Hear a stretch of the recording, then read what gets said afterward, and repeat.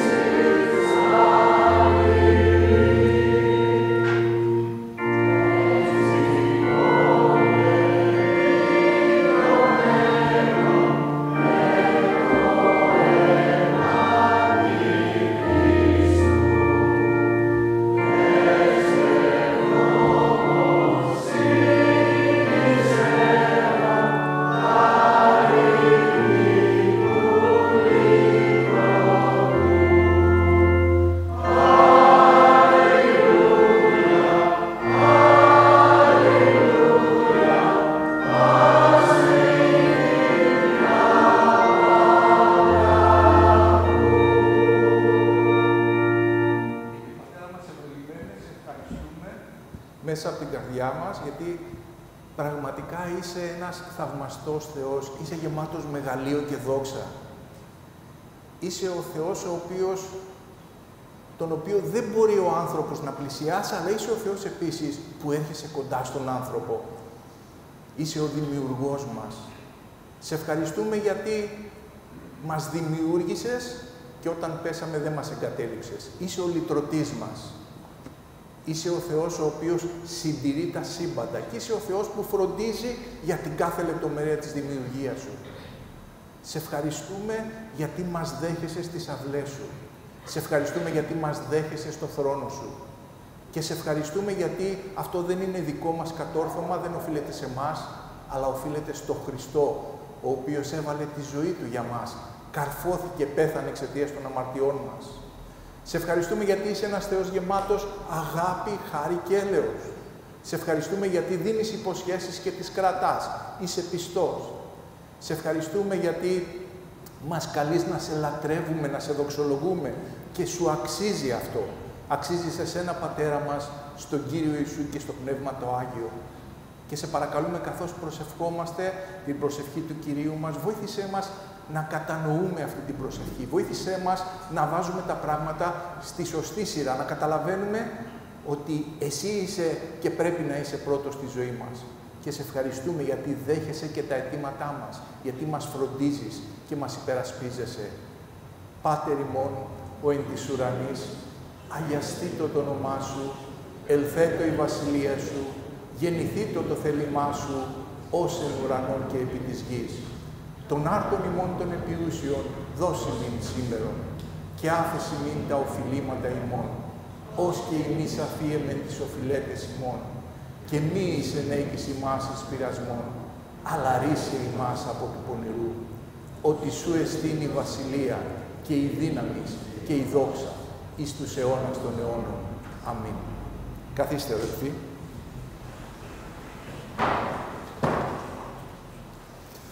Θα διαβάσω ένα απόσπασμα από το 7ο κεφάλαιο του βιβλίου των Πράξεων των Αποστόλων. Είναι η περίφημη ομιλία την οποία έκανε ο Στέφανος όταν τον συνέλαβαν, γιατί σύμφωνα με τους ψευδομάρτυρες που ρώτησαν, βλασφημούσε τον νόμο, τον ναό και τον Θεό.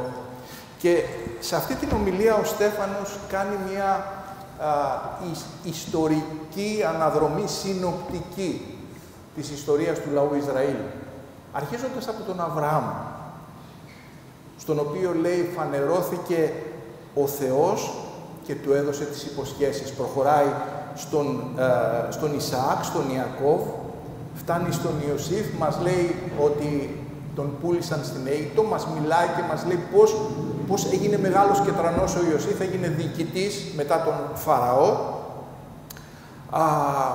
Μας λέει επίσης πώς ο Ιακώβ και οι γη του κατέβηκαν στην Αίγυπτο επειδή δεν υπήρχε φαγητό εκεί που βρίσκονταν και κατόπιν όταν πέθανε αυτός ο βασιλιάς και πέθανε και ο Ιωσήφ, λέει σηκώθηκε ένας άλλος βασιλιάς που δεν ήξερε τους Ισραηλίτες ούτε τον Ιωσήφ και καταπίεσε το λαό.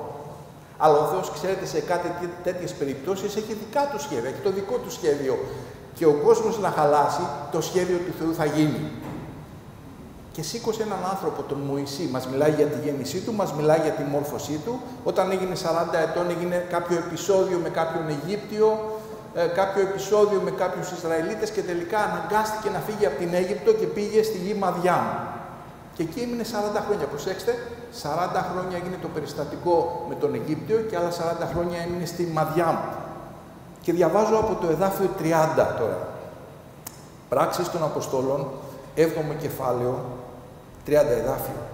Όταν συμπληρώθηκαν 40 χρόνια από τότε, δηλαδή από πότε, από τότε που έφυγε από την Αίγυπτο. Προσέξτε, 40 και 40, 80 χρονών ήταν ο Μωυσής. Του φανερώθηκε στην έρημο του Ούρου Σινά ένας άγγελος μέσα στην πύρινη φλόγα που έβγαινε από μια βάτο.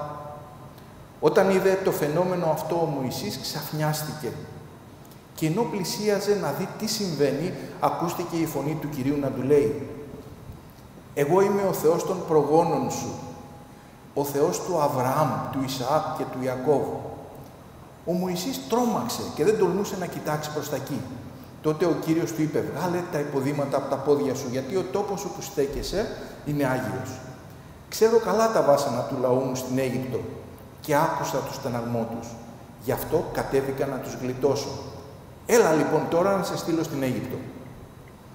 Αυτόν λοιπόν τον Μωυσή που τον είχαν απαρνηθεί όταν του είπαν «Ποιος σε διόρισε άρχοντα και δικαστή», αυτόν ο Θεός τον έστειλε άρχοντα και ελευθερωτή μέσω του αγγέλου που του φανερώθηκε στη Βάτο. Αυτός τους οδήγησε στην ελευθερία, αφού έκανε καταπληκτικά θαύματα στην Αίγυπτο και στην Ερυθρά θάλασσα, καθώς και στην έρημο 40 χρόνια. Αυτός είναι ο Μωυσής που είπε στους Ισραηλίτες «Έναν προφήτη σαν και μένα θα αναδείξει για σας ο Θεός από εσάς τους ίδιους». Αυτόν ακούτε. Αυτός, όταν συγκεντρώθηκε ο λαός στην έρημο, μεσολάβησε ανάμεσα στον άγγελο που του μιλούσε στο όρο Σινά και στους προγόνους μας και αυτός παρέλαβε λόγια που οδηγούσαν στη ζωή για να μας τα μεταδώσει. Επίσης, διαβάζω τα 2 πρώτα εδάφια από το 20ο κεφάλαιο του βιβλίου της Εξόδου. Ο Θεός μίλησε στο λαό και είπε αυτούς τους λόγους. «Εγώ είμαι ο Κύριος ο Θεός σου, που σε έβγαλα από την Αίγυπτο, τον τόπο της δουλείας». Είναι ο λόγος του Θεού αυτός, αγαπητοί μου αδελφοί, ο οποίος έχει τη δύναμη, καθώς τον διαβάζουμε, αλλά και καθώς τον πιστεύουμε, να ενεργήσει μέσα στις καρδιές μας, να μας οικοδομήσει και να μας δείξει το δρόμο του Θεού και το θέλημά Του. Και ο δρόμος του Θεού και το θέλημά Του είναι να βλέπουμε τον Χριστό, να αγαπάμε τον Χριστό και να εμπιστευόμαστε τον Χριστό. Θα ήθελα τώρα να ψάλουμε 3 ύμνους. «Περπατώ τριγυρνώ», «Σε σένα θα ψάλω» και «Έτοιμη Θεέ μου είναι η καρδιά μου». Να πω επίσης ότι η βιβλική συμμελέτη και συμπροσευχή της Τετάρτης θα συνεχιστεί πρώτα ο Θεός αρχές Σεπτεμβρίου.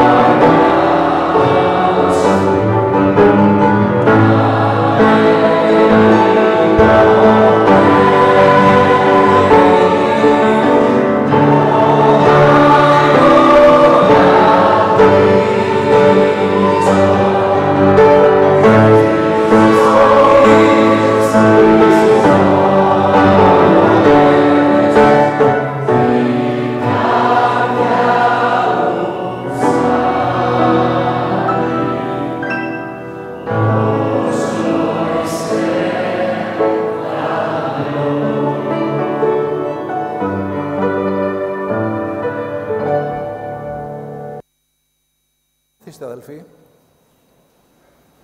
να προσευχηθούμε.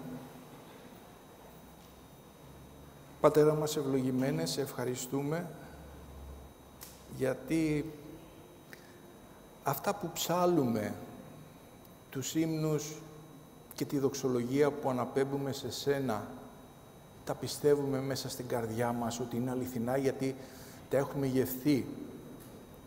Έχουμε γευτεί ότι είσαι αγαθός και ότι το έλεος Σου παραμένει στον αιώνα. Καθώς σκεφτόμαστε ο κάθε ένας και η κάθε μια που βρισκόμασταν στην προηγούμενη ζωή μας, καταλαβαίνουμε ότι πραγματικά ήρθες και μας τράβηξες μέσα από το στόμα του λιονταριού. Ήρθες και μας απελευθέρωσες και μας λύτρωσες.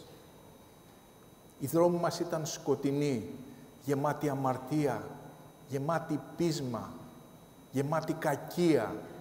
Είμαστε μισητοί και μισούσαμε ο ένας τον άλλον και μιλούσαμε για αγάπη. Αλλά ποια είναι η πραγματική αγάπη? Η αγάπη είναι ότι δεν αγαπήσαμε εμείς εσένα, αλλά εσύ αγάπησες εμάς και έστειλες τον Υιό Σου, τον μονογενή, τον Κύριό μας, τον Ιησού Χριστό, ο οποίος πέθανε εξαιτίας των αμαρτιών μας. Αυτή είναι η αγάπη. Εσύ μας έδειξες και μας δείχνεις την αγάπη. Και εσύ θέλεις αυτή η αγάπη να ξεπηδάει μέσα από τις καρδιές των δικών Σου. Σε ευχαριστούμε γιατί είσαι ένας Θεός μεγάλος, ένας Θεός πιστός, ένας Θεός που ακούς προσευχές. Και καθώς ερχόμαστε στην παρουσία Σου μέσω του Χριστού, κάθε στιγμή της ζωής μας και σήμερα το πρωί είμαστε σίγουροι, βέβαιοι ότι το αυτί Σου έχει σκύψει και ακούει το ψίθυρο της καρδιάς μας, αλλά και τα λόγια που βγαίνουν από το στόμα μας. Σε ευχαριστούμε γιατί όχι μόνο ακούς προσευχές, αλλά και ενεργείς στη ζωή μας. Κάνεις θαυμαστά. Κάνεις πράγματα που δεν τα καταλαβαίνουμε κάποιες φορές.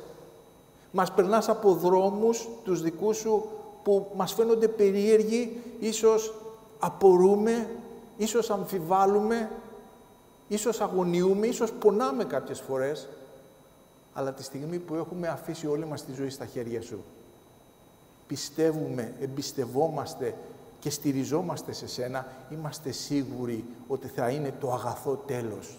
Ένα τέλος που θα δοξάσει το όνομά Σου, ένα τέλος που θα μας οικοδομήσει, ένα περπάτημα και μια πορεία και μια διέξοδος που θα μας βγάλει σε αυτό που θέλεις Εσύ, στο θέλημά Σου, στο αγαθό, στο ευάρεστο και στο τέλειο. Σε ευχαριστούμε για την Εκκλησία Σου μέσα στον κόσμο.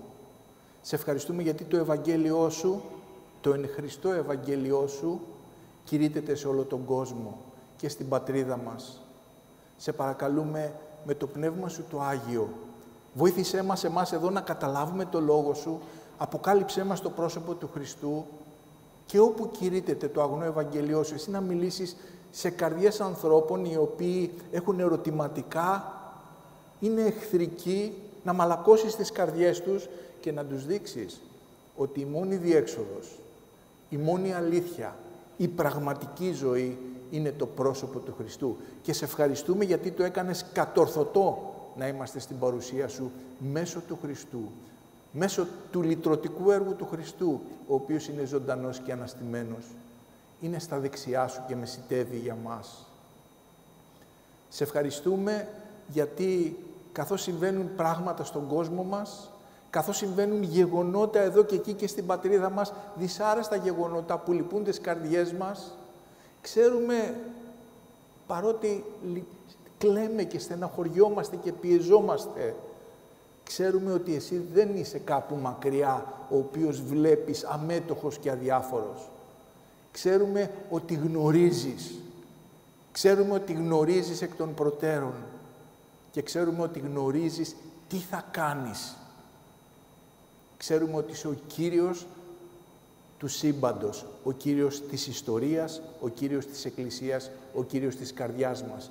Εμπιστευόμαστε σε Σένα, ειρηνεύουμε σε Σένα, ησυχάζουμε σε Σένα και κάθε πόνος γλυκαίνει με το δικό Σου άγγιγμα. Σε ευχαριστούμε γιατί Εσύ λειτουργείς και στις καρδιές των κυβερνώντων και φέρνουμε ενώπιόν Σου τις καρδιές αυτών που κυβερνούν την πατρίδα μας, αλλά και όλου του λαού να στραφούν με μετάνοια και πίστη στο Χριστό. Και καθώς ερχόμαστε στην παρουσία Σου, ο καθένας και η καθεμιά έχουμε τα δικά μας θέματα, τα ζητήματά μας, τα προβλήματά μας που μας απασχολούν, μας πιέζουν. Αλλά Εσύ μας έχεις πει να τα φέρνουμε σε Σένα με ευχαριστία. Και το κάνουμε αυτό, Κύριε. Δεν διστάζουμε ούτε δειλιάζουμε. Αν υπάρχει ένας στον οποίο μπορούμε με ανοιχτή καρδιά και με απόλυτο αυθορμητισμό να έρθουμε και να Του μιλήσουμε και να Του πούμε ό,τι βγαίνει από την καρδιά μας, είσαι Εσύ. Είσαι ο οποίος δεν θα μας κοροϊδέψεις, δεν θα μας γελάσεις, δεν θα μας ειρωνευτείς, αλλά μας ακούς προσεκτικά. Μας χαρίζεις την ειρήνη του Χριστού και ενεργείς στη δική Σου ώρα με το δικό Σου τρόπο. Και αυτή τη στιγμή, καθώς είμαστε μπροστά στο Λόγο Σου, μια απέραντη αδυναμία και ανεπάρκεια είναι μπροστά Σου. Το μυαλό μας, η καρδιά μας, το στόμα μας, τι να πει, για ποιον να μιλήσει, για αυτόν που δεν φτάνουν λόγια, δεν φτάνει υμνοδία, δεν φτάνει τίποτε για να φανερώσει πραγματικά ποιος είναι. Σου ζητάμε με το Πνεύμα Σου να μιλήσεις στις καρδιές μας, να φωτίσεις το Λόγο Σου και τα λόγια που θα ακουστούν να δοξάσουν το όνομά Σου και να φανερώσουν και να υψώσουν το πρόσωπο του Ιησού Χριστού, στο όνομα του οποίου προσευχόμαστε. Αμήν.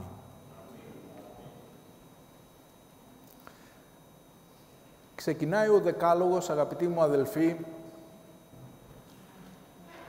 τα δύο πρώτα εδάφια του 20ου κεφαλαίου του βιβλίου της Εξόδου, με τα λόγια «Εγώ είμαι ο Κύριος ο Θεός σου, που σε έβγαλα από τη γη της Αιγύπτου, τον τόπο της δουλείας.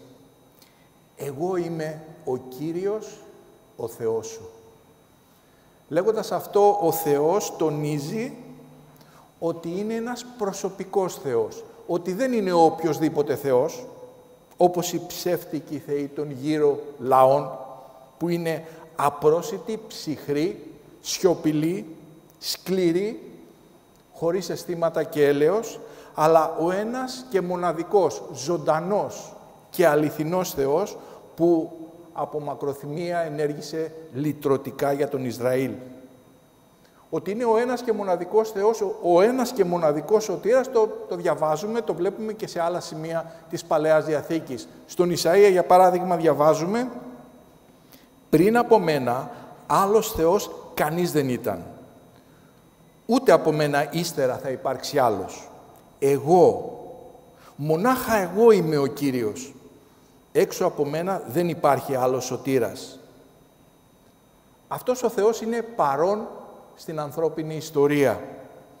Κάνει αισθητή την παρουσία Του, ελευθερώνοντας τον Ισραήλ από τη δουλεία της Αιγύπτου. Είναι παρόν στη ζωή του λαού Του, αποδεικνύοντας έμπρακτα ότι ενδιαφέρεται για το λαό Του και τον φροντίζει επειδή τον αγαπά. «Εγώ είμαι ο Κύριος ο Θεός σου, που σε έβγαλα από τη γη της Αιγύπτου, τον τόπο της δουλείας». Η θαυμαστή απελευθέρωση από τη δουλεία της Αιγύπτου, που δεν πρέπει να τη λησμονούν οι επερχόμενες γενναίες, αποδεικνύει την παντοδυναμία του Θεού, καθώς, όπως μας λέει ο Λόγος Του, τον Ισραήλ τον έβγαλε από ανάμεσά τους με το δυνατό Του χέρι, με τη δύναμή Του την ακαταμάχητη, αλλά αποδεικνύει και την πιστότητά Του, καθώς τήρησε την υπόσχεση που είχε δώσει στον Αβραάμ και στους πατέρες. «Να το ξέρεις καλά», είπε στον Άβραμ τότε, «πως κάποτε οι απόγονοί σου θα πάνε να ζήσουν σε μια ξένη χώρα. Εκεί θα γίνουν δούλοι και θα τους καταπιέσουν για 400 χρόνια. Αλλά εγώ θα τιμωρήσω το λαό που θα τους υποδουλώσει και τότε θα φύγουν από τη χώρα εκείνη με πλούτη πολλά. Όταν φτάσουν στην 4η γενιά θα επιστρέψουν εδώ». Ας προσέξουμε ότι ο Θεός γνωρίζει από πριν τι θα συμβεί και πώς θα συμβεί. Και αυτή η εκ των προτέρων γνώση του Θεού ειρηνεύει τις καρδιές μας. Και βλέπουμε ότι δίνει την υπόσχεση της απελευθέρωσης από τη σκλαβιά της Αιγύπτου. Όχι μόνο, αλλά και της εγκατάστασης στη γη Χαναάν.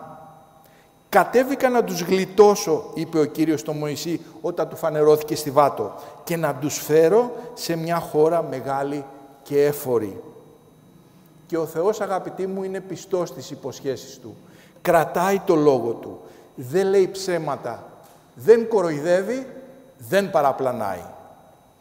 Ο Θεός είναι μακρόθυμος και σπλαχνικός προς το λαό Του. Στον Ψαλμό 136, όπου γίνεται λόγος στο Θεό ως δημιουργό και λυτρωτή, στο Θεό που προνοεί για το λαό Του και τον υπερασπίζεται, στο Θεό ο οποίος τηρεί τις υποσχέσεις Του. Παρακαλώ διαβάστε τον αυτό τον ψαλμό, είναι ο ψαλμός 136.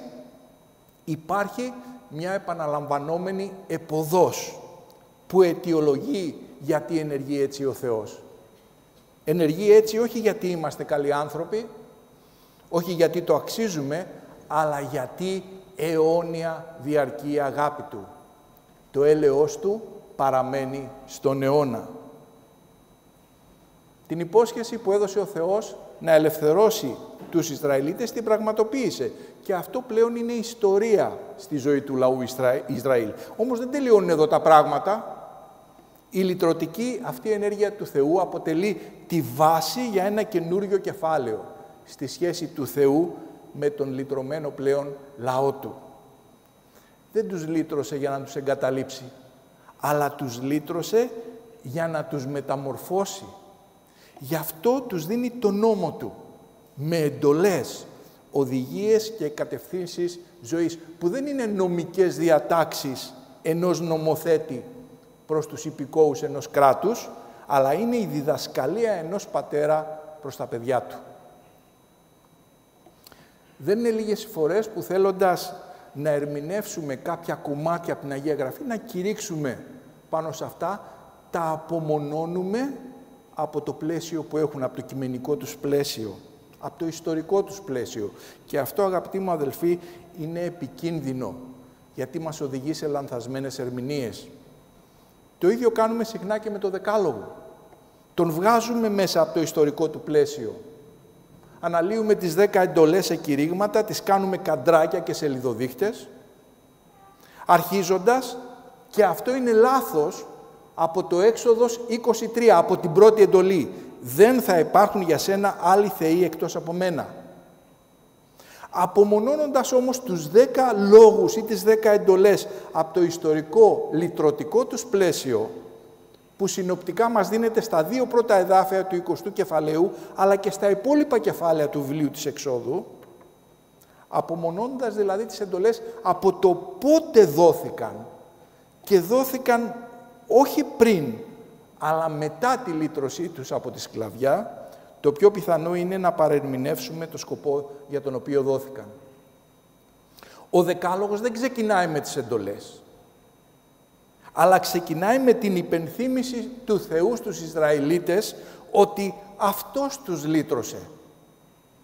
Αυτό, εκτός του ότι αναδεικνύει την αγαθότητα και μεγαλοψυχία του Θεού προς το λαό του, υπογραμμίζει επιπρόσθετα, μιλώντας θεολογικά, τη σπουδαία αλήθεια ότι η δωρεά του νόμου πρέπει να τοποθετείται μέσα στο πλαίσιο της χάριτος του Θεού.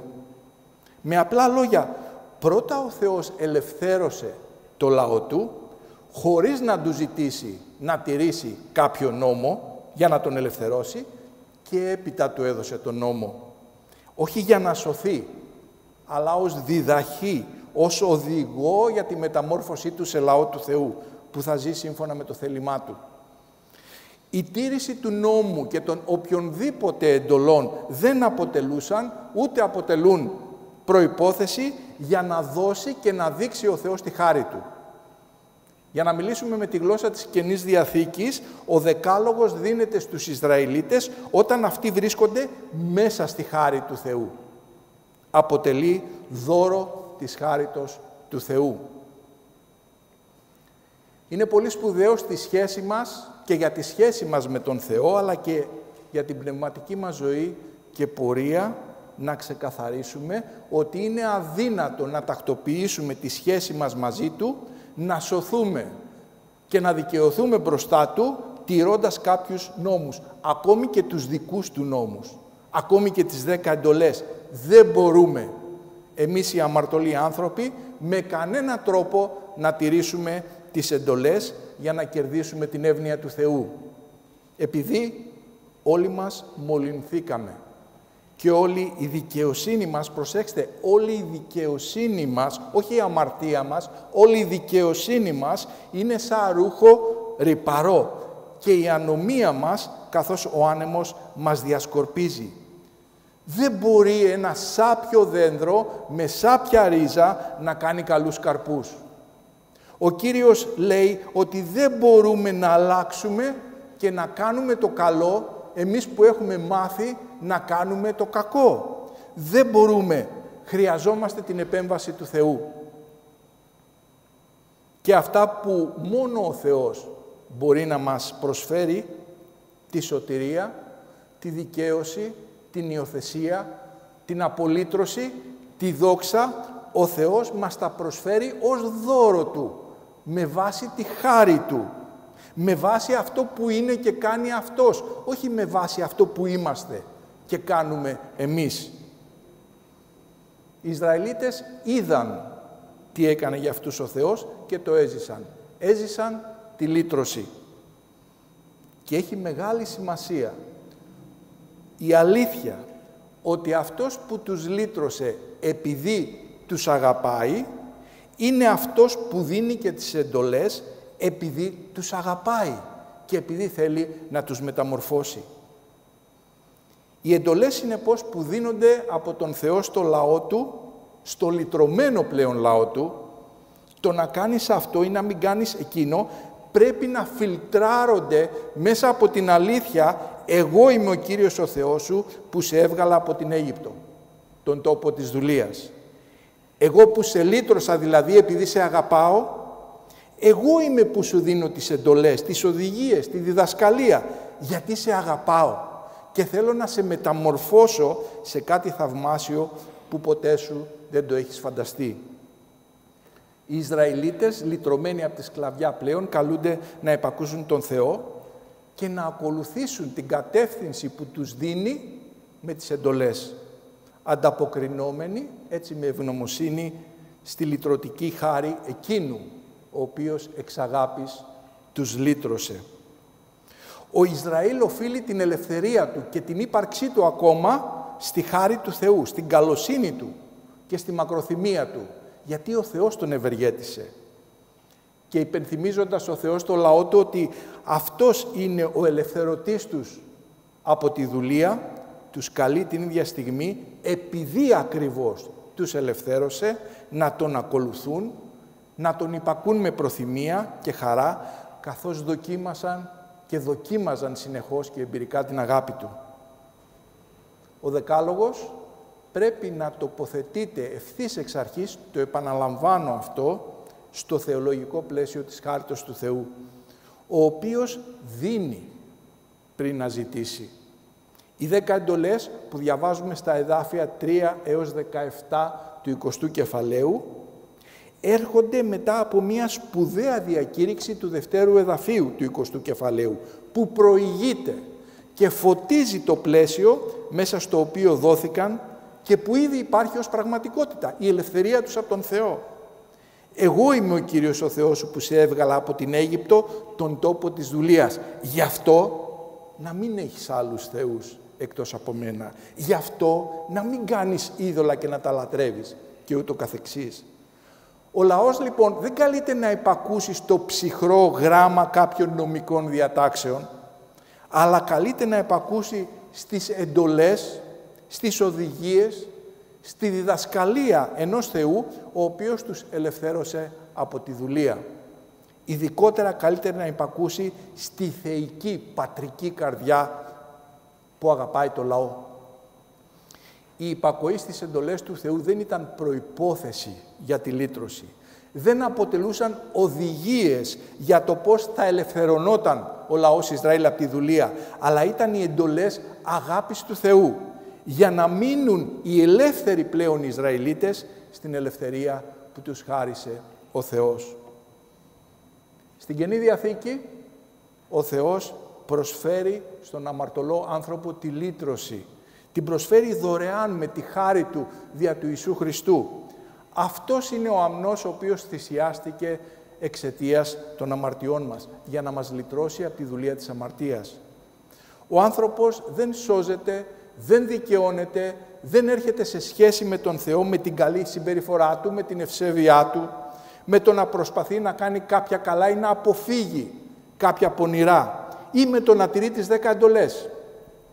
Ο Θεός δεν ζητάει από τον άνθρωπο να τηρήσει κάποια εντολή για να τον σώσει, αλλά γνωρίζοντας πως είναι αδύνατο να σωθεί ο άνθρωπος μόνος του, ολοκληρώνει ο ίδιος ο Θεός το έργο της σωτηρίας και το προσφέρει ολοκληρωμένο και δωρεάν σε όποιον πιστεύει στον Χριστό.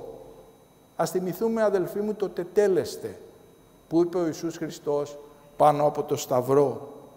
Το έργο της λύτρωσής μας είναι ολοκληρωμένο, τέλειο. Δεν χρειάζεται καμιά προσθήκη ή διόρθωση. Πέθανε ο αναμάρτητος Υιός του Θεού, ο Ιησούς Χριστός, για τη συγχώρηση και αποκατάσταση κάθε αμαρτωλού. Για τη δική μου συγχώρηση, τη δική σου συγχώρηση, για την τακτοποίηση της σχέσης μας με τον Θεό. Κάποιοι νομίζουν πως όταν προσπαθούν να τηρούν τις εντολές του Θεού, τότε Αυτός θα τους αγαπήσει και θα τους σώσει. Δεν συνέβη όμως αυτό με τους Ισραηλίτες στην Αίγυπτο, οι οποίοι στέναζαν κάτω από την καταπιεστική δουλεία του Φαραώ. Αλλά τι συνέβη? Συνέβη η λυτρωτική επέμβαση του Θεού όταν αυτοί ακόμη βρίσκονταν στην Αίγυπτο και υπέφεραν εξαιτίας της σκλαβιάς. Διαβάζουμε στην Έξοδο, οι Ισραηλίτες όμως εξακολουθούσαν να στενάζουν στη σκλαβιά και να φωνάζουν για βοήθεια. Και έφτασε η κραυγή τους στο Θεό. Άκουσε λοιπόν ο Θεός το στεναγμό τους και αναλογίστηκε τη διαθήκη που είχε κάνει με τον Αβραάμ, τον Ισαάκ και τον Ιακώβ. Έστρεψε το βλέμμα του προς τους Ισραηλίτες και ενδιαφέρθηκε για αυτούς. Είδα τη δυστυχία του λαού μου στην Αίγυπτο και άκουσα την κραυγή τους εξαιτίας των καταπιεστών τους. Ξέρω τα βασανά τους. Γι' αυτό κατέβηκα να τους γλιτώσω από τους Αιγύπτιους και να τους φέρω από αυτή τη χώρα σε μια χώρα μεγάλη και έφορη. Στη χώρα όπου ρέει γάλα και μέλι. Ο Θεός τους αγαπούσε πριν ακόμα τους λυτρώσει. Και τους λύτρωσε επειδή τους αγαπούσε. Διαβάζουμε στο Δευτερονόμιο, επειδή ο Κύριος σας αγάπησε και για να φυλάξει τον όρκο που ορκίστηκε στους πατέρες σας, σας έβγαλε με χέρι δυνατό και σας λύτρωσε από τον οίκο της δουλείας. Αυτή η πρωτοβουλία της επέμβασης του Θεού και η λύτρωση από τη δουλεία είναι η διαθήκη την οποία είχε υποσχεθεί ο Θεός και την οποία σύναψε με το λαό Ισραήλ. Και η διαθήκη που κάνει ο Θεός έχει ως βάση τη χάρη Του και όχι την τήρηση κάποιων εντολών, την τήρηση των εντολών εκ μέρους του ανθρώπου. Και στην Παλαιά και στην Καινή Διαθήκη η υπακοή που ζητάει ο Θεός στις εντολές Του δεν είναι ένας τρόπος για να πείσουμε τον Θεό να μας αγαπήσει, αλλά η υπακοή μας είναι η ανταπόκριση στην αγάπη που πρώτος έχει δείξει απέναντί μας ο Θεός. Αυτό είναι το χαρακτηριστικό της αγάπης του Θεού, λέει ο Ιωάννης. Όχι ότι εμείς τον αγαπήσαμε, αλλά ότι Αυτός μας αγάπησε και έστειλε τον Υιό Του που θυσιάστηκε για να μας ελευθερώσει από τις αμαρτίες μας. Εμείς αγαπάμε τον Θεό γιατί Εκείνος πρώτος μας αγάπησε. Πραγματικά την αγάπη μας για τον Θεό την εκφράζουμε τηρώντας τις εντολές Του. Η σωτηρία δεν είναι η ανταμοιβή που δίνει ο Θεός για την υπακοή μας στις εντολές Του. Άλλωστε, κανένας δεν μπορεί να τηρήσει τις εντολές Του για να δικαιωθεί με την τήρησή τους. Δεν υπακούμε στις εντολές για να σωθούμε, για να πάρουμε ως ανταμοιβή τη σωτηρία μας, αλλά υπακούμε επειδή σωθήκαμε. Ο Θεός Πατέρας πρώτα λυτρώνει αυτόν που πιστεύει στον Χριστό και μετά, αφού τον λυτρώσει και όχι πριν του δίνει εντολές και προτροπές. Τον οδηγεί, τον παιδαγωγεί, τον καταρτίζει, τον σηκώνει όταν πέφτει. Και σε αυτή την πορεία ζητάει εμπιστοσύνη στο πρόσωπό του και υπακοή στο λόγο του, ώστε να εργαστεί στη ζωή του πιστού με σκοπό τη μεταμόρφωσή του στην εικόνα του Υιού του. Σε όλη δε αυτή τη μεταμορφωτική πορεία του αγιασμού μας, ο Πατέρας Θεός είναι παρόν. Ο Κύριος Ιησούς Χριστός βρίσκεται στον ίδιο ζυγό μαζί μας και το Άγιο Πνεύμα είναι δίπλα μας, κυριολεκτικά μέσα στην καρδιά μας. Μεταμορφωνόμαστε, προχωρούμε και νικούμε μέσω του Χριστού, ενωμένοι με τον Χριστό, με τη δύναμη του Θεού. Μόνοι μας δεν μπορούμε να κάνουμε τίποτα, ούτε στη φυσική, ούτε βεβαίως στην πνευματική μας ζωή. Ο Κύριος πάντα μας καλεί να θυμόμαστε αυτό που έκανε για μας, ότι μας λύτρωσε από τη δουλεία της αμαρτίας και τον ευχαριστούμε που μας αξίωσε να έχουμε μερίδιο στην κληρονομιά των Αγίων μέσα στο φως. Ο Θεός Πατέρας μας λύτρωσε από την σκοτεινή εξουσία του σατανά και μας πολιτογράφησε στη βασιλεία του αγαπητού Υιού του, ο οποίος μας έδωσε την απολύτρωση. Μας συγχώρησε τις αμαρτίες. Δεν ανήκετε στον εαυτό σας, υπογραμμίζει ο Απόστολος Παύλος, γιατί σας αγόρασε ο Θεός πληρώνοντας το τίμημα. Τον Θεό λοιπόν να δοξάζετε με το σώμα σας και με το πνεύμα σας που ανήκουν σε Εκείνον.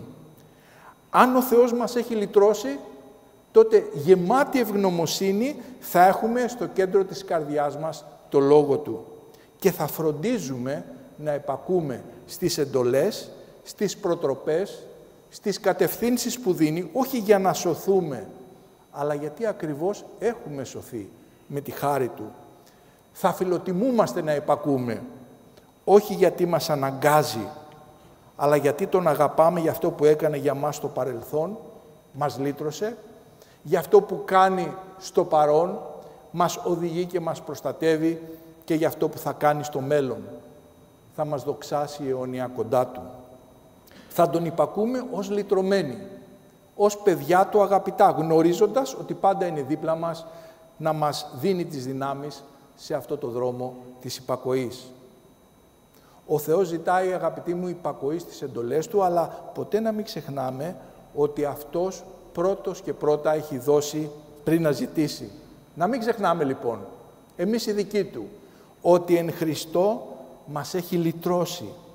Μας έχει χαρίσει τα πάντα. Μας έχει χαρίσει την άφθονη ζωή, μια ζωή πληρότητας, εσωτερικής ικανοποίησης και χαράς.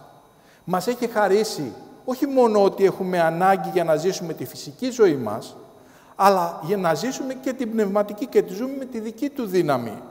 Μας φρουρεί με τη δύναμή Του, μέχρι τη στιγμή που θα βρεθούμε στην παρουσία Του.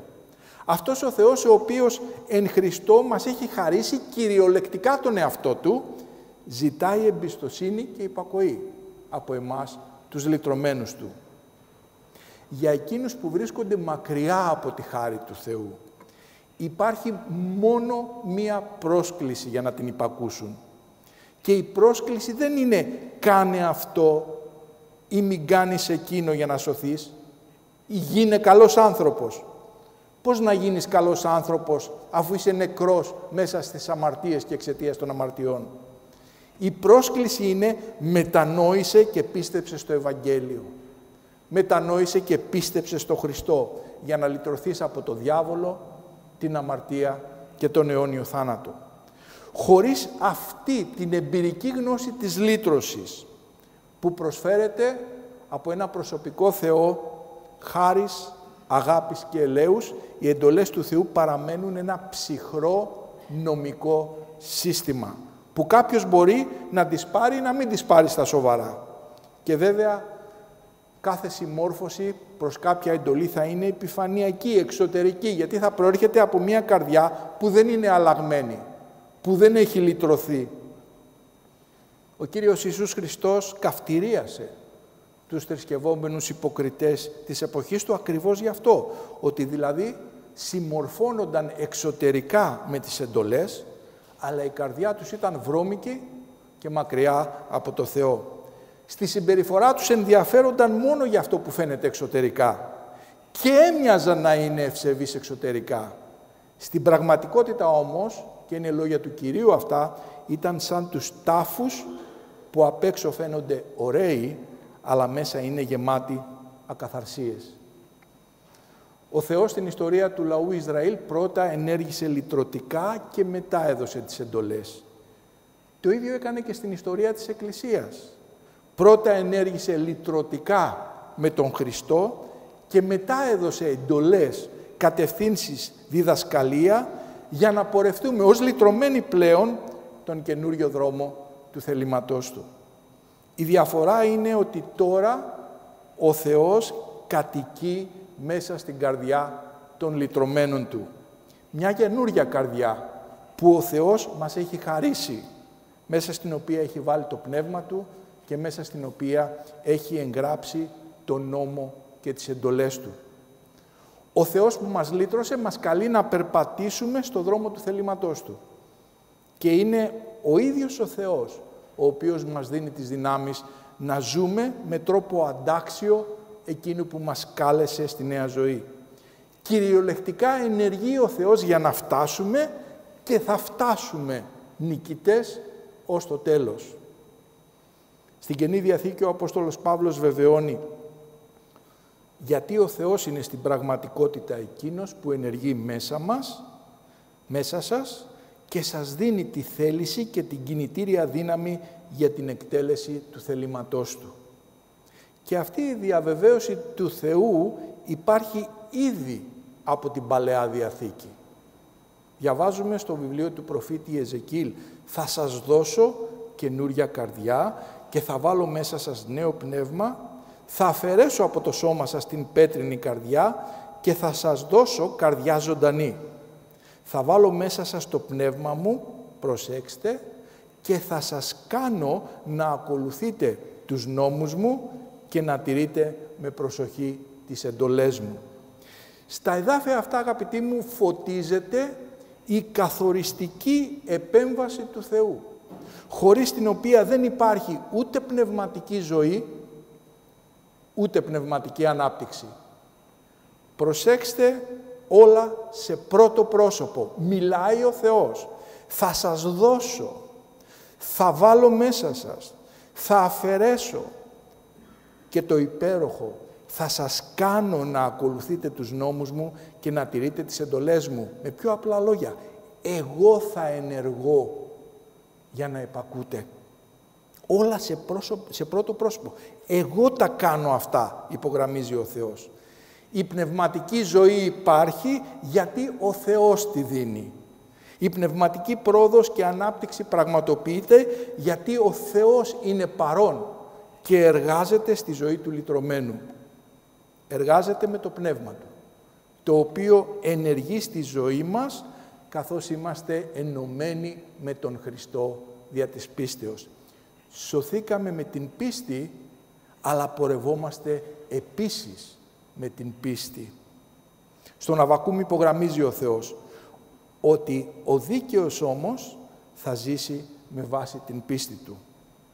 Αυτή η σπουδαία διακήρυξη των Γραφών που βρίσκεται σε 3 κέρια σημεία της Καινής Διαθήκης σημαίνει ότι ο αμαρτωλός άνθρωπος σώζεται μόνο με την πίστη στον Χριστό, αλλά επίσης ζει ως λυτρωμένος και δικαιωμένος πλέον μόνο με την πίστη στον Χριστό. Αυτή τη διπλή ανάγνωση έχει το εδάφιο αυτό της Παλαιάς Διαθήκης. Γιατί χωρίς όμως πίστη είναι αδύνατον κάποιος να ευαρεστήσει τον Θεό. Και γιατί, όπως είπε ο Χριστός, εκείνος που μένει ενωμένος μαζί μου και εγώ μαζί του, αυτός δίνει άφθονο καρπό. Γιατί χωρίς εμένα δεν μπορείτε να κάνετε τίποτα. Αμήν. Παρακαλώ να προσευχηθούμε. Πατέρα μας, ευχαριστούμε μέσα από την καρδιά μας, γιατί όλος ο λόγος Σου, από την αρχή ως το τέλος, είναι γεμάτος με την αγάπη Σου, είναι γεμάτος με τη χάρη Σου. Και σε ευχαριστούμε γιατί αυτό αποκαλύφθηκε στην Καινή Διαθήκη, στο πρόσωπο του Ιησού Χριστού.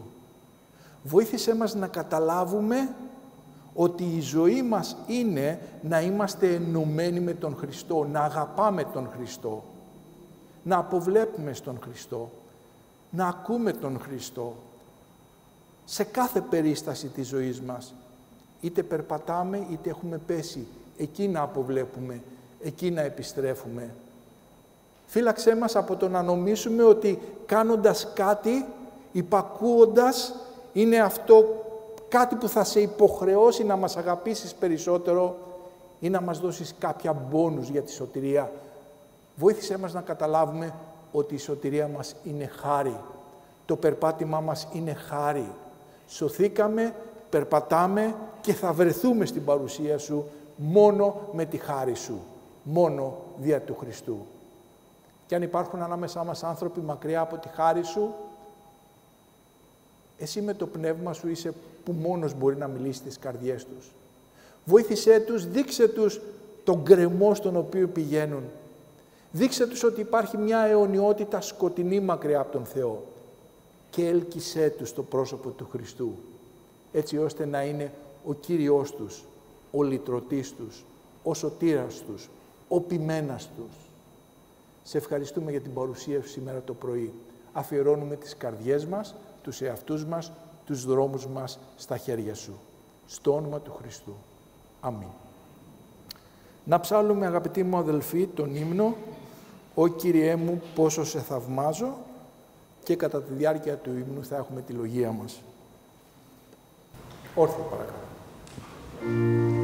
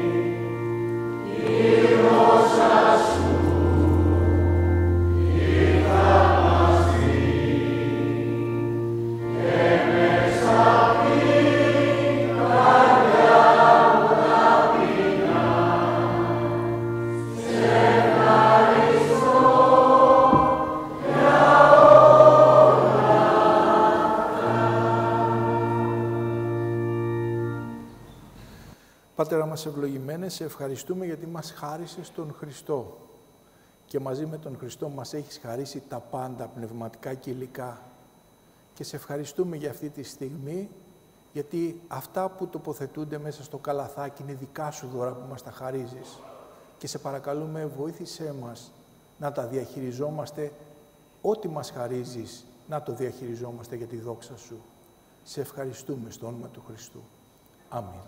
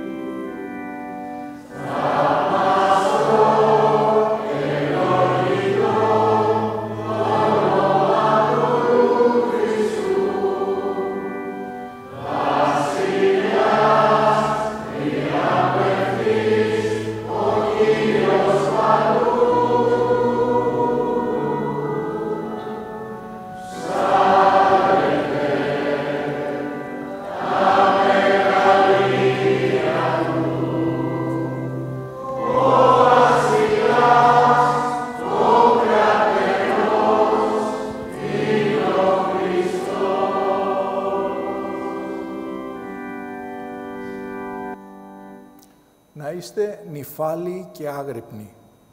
Ο αντίπαλός σας, ο διάβολος, περιφέρεται σαν λιοντάρι που βρυχάτε, ζητώντας κάποιον να καταβροχθήσει. Αντισταθείτε του λοιπόν, μένοντας ακλόνητοι στην πίστη σας.